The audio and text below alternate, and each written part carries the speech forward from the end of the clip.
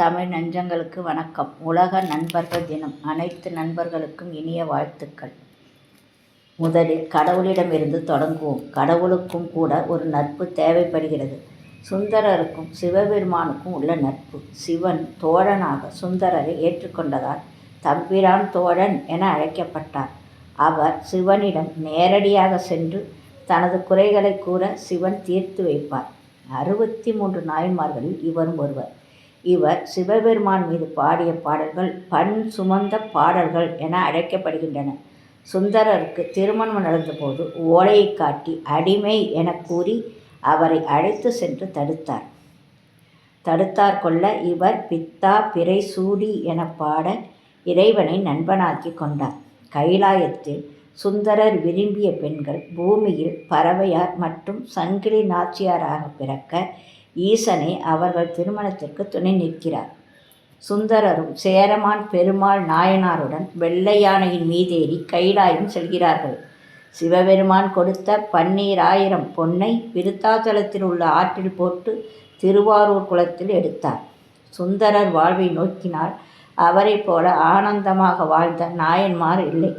சுந்தரர் தமது பாடல்களில் தோழன் என்னுடைய தோழனுமாய் தன்னை தோழமை தந்தருளி என்றனை ஆள் தோழனாய் என்ற சொற்களை கூறியுள்ளார்.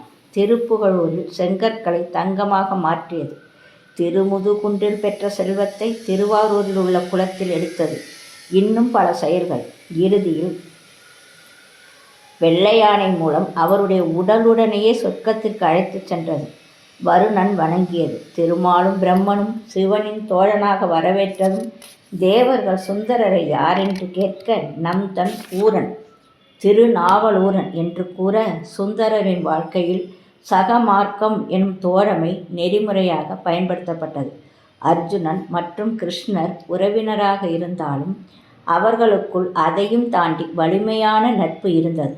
பாரத போரிலும் இறுதி வரை அர்ஜுனனுக்கு தேரோட்டும் சாரதியாக இருந்து வெற்றி தேடி தந்தார்.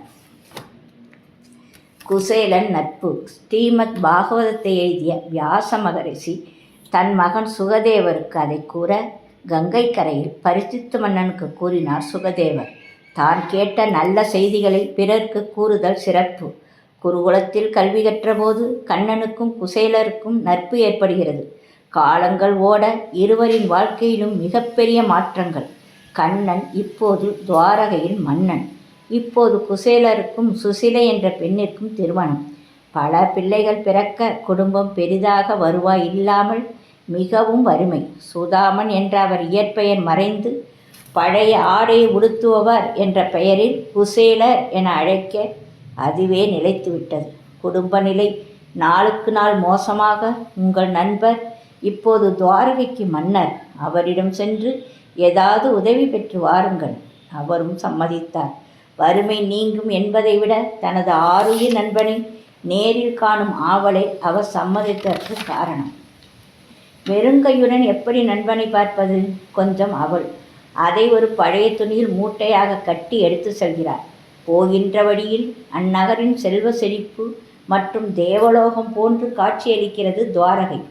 தன் மனைவி ருக்மணியுடன் ஊஞ்சலில் வீற்றிருக்கும் கண்ணனுக்கு குசேலர் வந்திருக்கும் செய்தி தெரிவிக்கப்பட்டது. அதை கேட்ட கண்ணன் போய் அழைத்திடும் இன்னே என்று கூறிக்கொண்டு பிரதான வாயிலுக்கு ஓடி வந்து தனது நண்பனை பார்த்தவுடன் ஆறத் தழுவிக்கொண்டு ஆனந்த கண்ணீர் வடித்தார். இருவரும் குருகுல வாழ்க்கை சம்பவங்களை நினைவு கூர்ந்து மகிழ்ந்தனர். வெறும் அவளை எப்படி கொடுப்பது என குசேலர் யோசிக்க கண்ணனே அவற்றை எடுத்து உண்டார். குசேலருக்கு பலவித உபச்சாரங்கள் நடைபெற்றன. ஒன்றுமே கிருஷ்ணரிடம் குசேலர் கேட்கவில்லை. கண்ணனை கண்ட மகிழ்ச்சியுடன் ஊர் திரும்ப அங்கே ஊரில் பெரிய வியப்பு. தன் குடிசை இருந்த இடத்தில் மாளிகை, மனைவி, குழந்தைகள், புதிய பட்டாடை அணிகலன்கள், சில பணியாட்கள். தன் நண்பன் கேட்காமலே பேருதவி செய்ததை நினைத்து ஆனந்த கண்ணீர் விட்டார். அவரது மாளிகையில் பொன்னும் பொருளும்.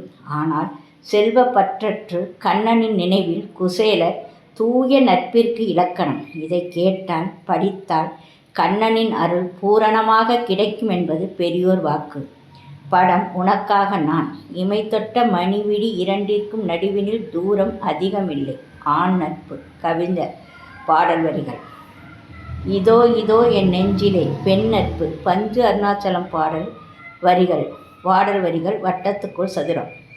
பாண்டிய நாட்டில் உள்ளது பிசிர் என்ற ஊர். அங்கு ஆந்தையார் என்ற புலவர் இருந்தார். ஊர் பெயர் சேர்த்து பிசிராந்தையார். இவர் சோழ மன்னன் கோப்பெருஞ்சோழன் மீது அன்பு கொண்டு பாடல்கள் பாடி சோழனைக்கான ஆவலும் கொண்டிருந்தார். இவரது புகழ் மற்றும் தமிழையும் கேள்விப்பட்ட சோழனும் இவரை காண ஆவல் கொண்டான்.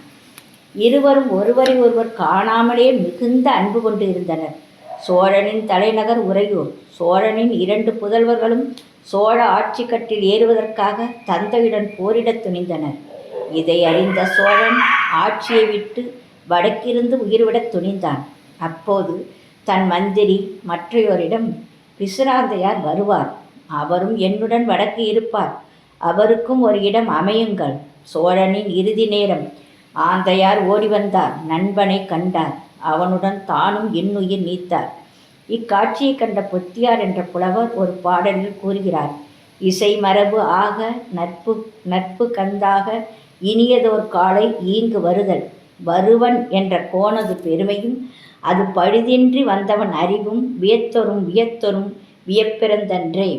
தம்முள் காணாமலே நட்பு கொண்டு ஒன்றாக உயிர் நீத்த இச்சிறப்பினை இலக்கியங்கள் நமக்கு எடுத்து ஏம்புகின்றன.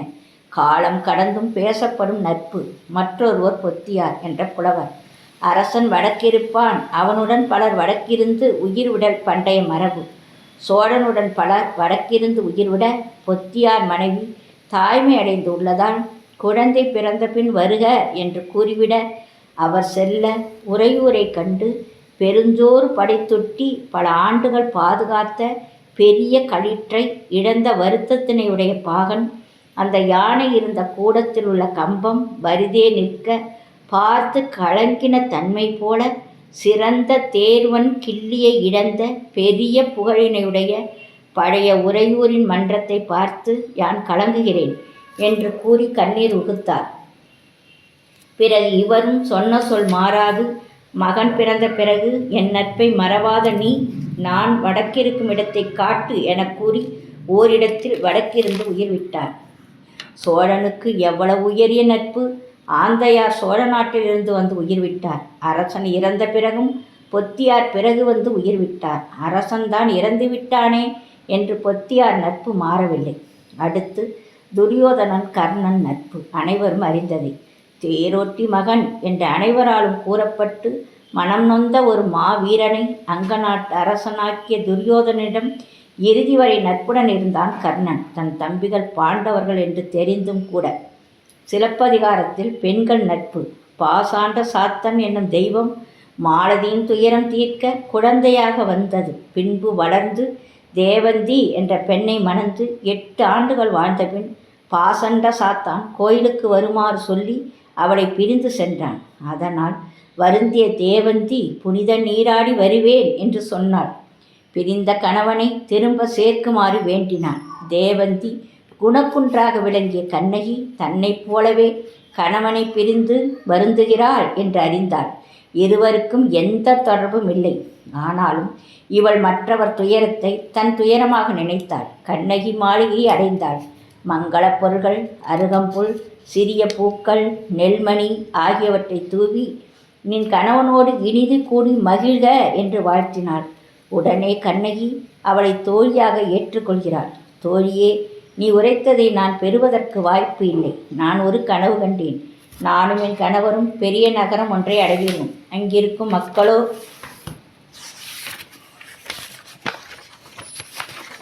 என் மீது தேலை எடுத்து வீசுதலை போன்ற கொடிய பழிச்சொல் கூறி என் கணவருக்கு தீங்கு வரும் என்று செய்தி கூற அரசனிடம் சென்று முறையிட அரசன் செய்த பிழை அந்த ஊருக்கே தீங்கு. அந்த கனவை உன்னிடம் கூறினேன். அந்த பழியில் நானும் ஆளானேன். என் கணவனோடு சேர்ந்து நானும் வானுலகு சென்றேன். இதை நீ கேட்டால் ஏளனம் செய்வாய். அதை கேட்டால் தேவந்தி பதில் உரைத்தாள் இப்படி: நீ கணவனால் வெறுக்கப்பட்டவள் இல்லை. முன்பிறவியில் ஒரு நோன்பினை செய்ய தவறியதால் இப்படி நடந்துவிட்டது. காவிரி கலக்கும் இடத்தில் புகார் நகரத்தின் அருகில் சோமகுண்டம் சூரியகுண்டம் இருக்கிறது. அந்த பொய்கையில் நீராடி மன்மதனை வணங்கி வருவோம். இப்பிறவி மறுபிறவி வினைபிரியாது இன்புற்று இருக்க வா நீராடுவோம் என்றாள். அதை கேட்ட கண்ணகி, இத்தகைய தெய்வ வழிபாடு செய்வது எனக்கு பெருமை கிடையாது என்றாள். இத்துடன் புகாரில் இவர்களின் நட்பு முடிகிறது. கண்ணகி தன் கணவனுடன் மற்றும் கவுந்தியடிகளுடன் பாண்டிய நாடு செல்கிறாள். பின் தன் கணவனுக்கு நீதி கேட்டு மதுரை எரித்த பின் சேரநாடு சென்று கோவலனுடன் வானுலகம் செல்கிறாள். பாண்டி நாட்டில் நடந்த செய்தியை மாடலன் வந்து புகார் நகரில் கூற, என்ன ஒரு அரிய நட்பு! உண்மையில் பெண்கள் இருவர் அக்காலத்தில் எவ்வளவு உயரிய நட்பு! கண்ணகியின் செவிலித்தாயும் சாத்தனை மணந்து கொண்ட தேவந்தியும் கண்ணகியை காண வேண்டும், அது ஒன்றே குறிக்கோளாய் மதுரை நகர் கண்டு அது எரியுண்டதை அறிந்து பின்பு மாதரியின் மகளாகிய ஐயையை கண்டனர். இருவர் இப்போது மூவராகி சேரநாடு சென்று சேரமன்னனை கண்டார்கள். தேவந்தி மன்னனை பார்த்து கூறுகிறாள், கண்ணகிக்கு நான் தோழி. தெய்வச் சிலையாக உள்ள கண்ணகியை நோக்கி, நீ உரைத்த தீய கனவை கேட்டேன். அதன் விளைவை கேட்டு தெரிந்து கொள்ளாமல் விட்டுவிட்டேனே.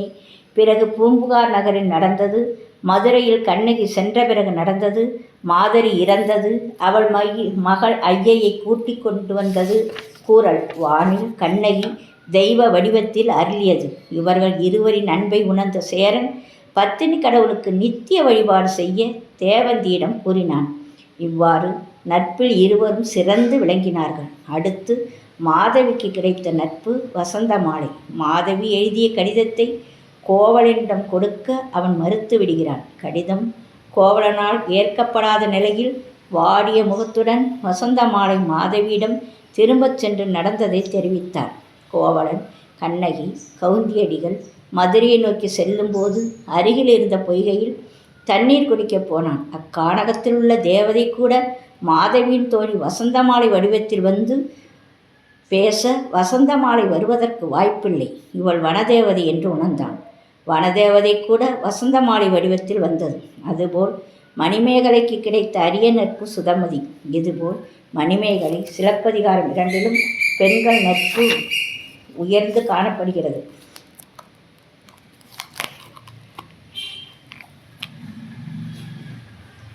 40 ஆண்டுகளுக்கு பிறகு என் தோழிகள் ஜெகதா, ராஜ் இருவரின் குரல் கேட்டு மிக்க மகிழ்ச்சி.